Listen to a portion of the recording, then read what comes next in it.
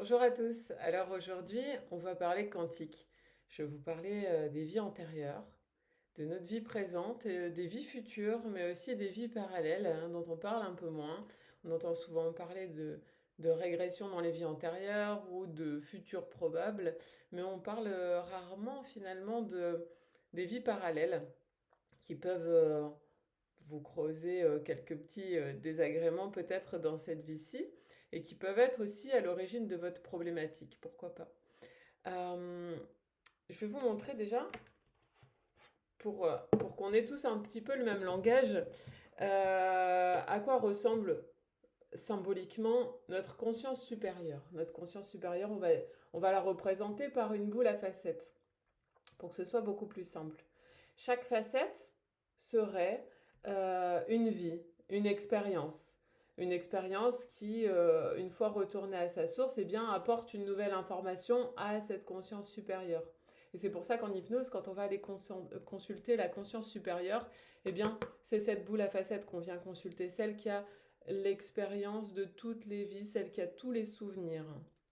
Alors, comment ça se passe? Euh, Disons que ici, cette boule à facettes là, donc cette facette plutôt, eh bien, elle est manquante. Pourquoi elle est manquante? Parce que c'est une vie en cours d'écriture. C'est une expérience qui est, voilà, cette facette-là, pouf, elle est partie vivre son expérience. Et quand elle aura fini de vivre son expérience, quand le corps sera arrivé à sa fin, eh bien l'âme va revenir sur cette boule à facettes pour rapporter son expérience de vie. Donc là, elle est en cours d'écriture. Euh, Si, par exemple, une expérience de vie n'est pas en paix, hein, c'est ce qu'on appelle des amérantes, par exemple, parce qu'il s'est passé quelque chose d'assez traumatique dans son expérience, dans sa vie, eh bien, elle ne retourne pas à sa source, eh bien, on va dire que elle est manquante parce qu'elle n'est pas en cours d'écriture, mais elle devrait revenir. Donc c'est sur ces mémoires-là qu'on va aller travailler pour que l'âme soit en paix, pour qu'elle revienne à sa source, pour que nous, on retrouve aussi notre complétude. Une fois qu'elle est revenue, tac, eh bien le petit carré il se remplit et c'est OK. Quand on a une vie parallèle, eh bien c'est exactement la même chose qui se passe que quand on a une vie qui est en cours d'écriture. Là, par exemple, eh bien cette vie-ci, elle est aussi en cours d'écriture. Cette vie-là, elle est aussi en cours d'écriture, etc., etc. On peut avoir autant de vies parallèles que de facettes finalement. Tout est possible dans l'univers. Donc, ces trois facettes-là, on va dire qu'elles sont en cours d'écriture. Donc, elles sont manquantes, mais pour la bonne raison, parce qu'elles sont en cours. Donc, on peut intervenir sur ces facettes dans leur dimension. C'est comme si elles n'étaient pas dans la même dimension et elles ne sont pas forcément dans le même espace-temps non plus. Ce ne sont pas des âmes jumelles. C'est totalement différent. Je ferai une autre vidéo pour expliquer ce principe-là. Là, ce sont vraiment des âmes avec un A minuscule qui font partie de cette grosse boule d'âme avec un A majuscule, si on devait lui donner un autre nom en tant qu'âme. Ce ne sont pas des âmes différentes, mais elles font partie de la même conscience supérieure. Donc elles vont vivre des expériences euh, différentes, mais simultanées, sur deux espaces-temps différents.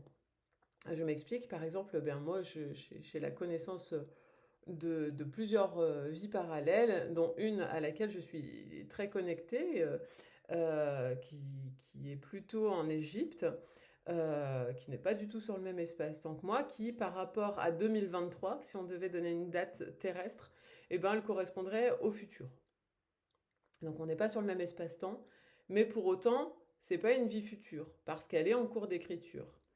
Une vie future, eh bien, c'est un futur probable qui n'est pas encore créé. C'est-à-dire que, en fonction de ce que je vais faire ici, si j'ai pas vécu ce que j'avais envie de vivre parce que, euh, ok, j'avais mis dans mon contrat d'incarnation que j'étais censée vivre telle expérience, et puis une fois dans mon incarnation, je dis non, non, j'en veux plus, c'est trop pour moi, je suis pas capable de gérer, etc., etc.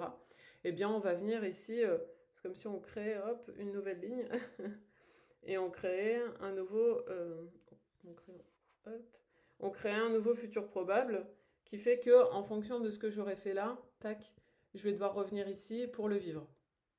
Donc je vais me créer un autre futur probable. Si maintenant j'ai connaissance ici de ce futur probable, eh bien je peux intervenir ici directement en disant ok, d'accord, ça me crée une nouvelle incarnation. Non, j'ai pas envie de perdre un enfant peut-être dans la prochaine incarnation, donc je vais travailler ici sur le pourquoi, sur l'origine du. Une fois que ça s'est réglé, paf, finalement il n'y a plus besoin de cette vie future. Parce qu'elle n'est pas créée, c'est un futur probable. C'est pas encore écrit, c'est en fonction de ce que je vais faire ici. Donc la particularité qu'on peut rencontrer quand on a des vies parallèles qui viennent se matérialiser, quand on est conscient, eh bien, elles viennent se matérialiser dans notre vie, eh bien, ça peut entraîner des loyautés familiales. Je m'explique. Par exemple, pour ceux qui travaillent sur le transgénérationnel, on a l'habitude de travailler sur nos ancêtres, donc sur nos ascendants, ceux qui nous ont transmis des mémoires, des choses à libérer, des secrets, pourquoi pas.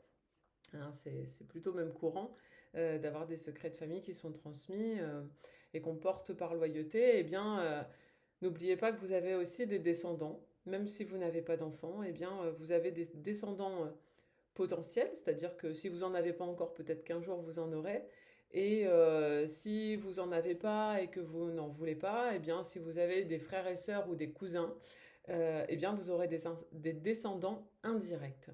Et ces descendants indirects, eh bien, ils peuvent porter vos mémoires. C'est un petit peu comme si vous, en tant qu'ancêtre, eh bien, vous travaillez déjà sur vous pour pas transmettre ces mémoires au suivant.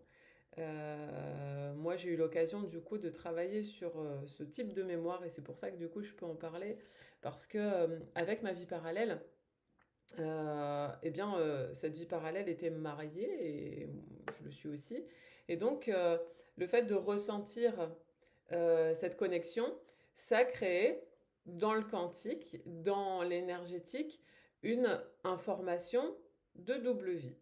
Alors même si je n'ai pas une double vie dans cette vie-ci, eh bien, comme l'inconscient ne fait pas la différence entre ce qui est réel et imaginaire ou quantique, eh bien, dans l'éther, j'avais créé cette espèce d'information d'avoir une double vie. Et donc, c'est une mémoire que j'ai transmise à mes descendants indirects, donc pas à mes enfants, mais aux petits-enfants de ma sœur. Donc en tant qu'ancêtre directement, puisque j'ai conscience de ce que ça peut avoir comme répercussion, eh bien j'ai libéré son futur petit enfant, puisque ses enfants ils sont encore jeunes, ils ont 6 et 3 ans.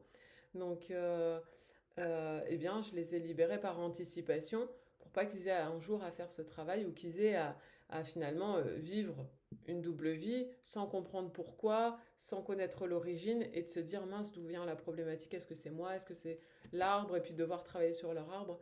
Finalement, eh ben, ça s'est arrêté avec moi parce que ce qui est important, c'est pas les faits finalement, ce qui s'est réellement passé, c'est comment l'âme l'a vécu, mais aussi comment ça s'est imprimé dans le champ quantique.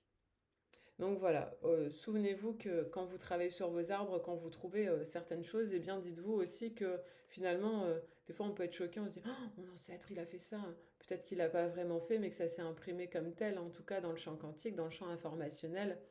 Et nous, si on en a conscience, c'est juste pour pouvoir libérer tout ça, parce qu'on est vraiment sur une ère de libération et que on est dans une grande machine à laver où on est là pour tout remuer, quoi. Voilà, j'espère que cette vidéo vous aura apporté des connaissances et puis je vous souhaite une belle journée.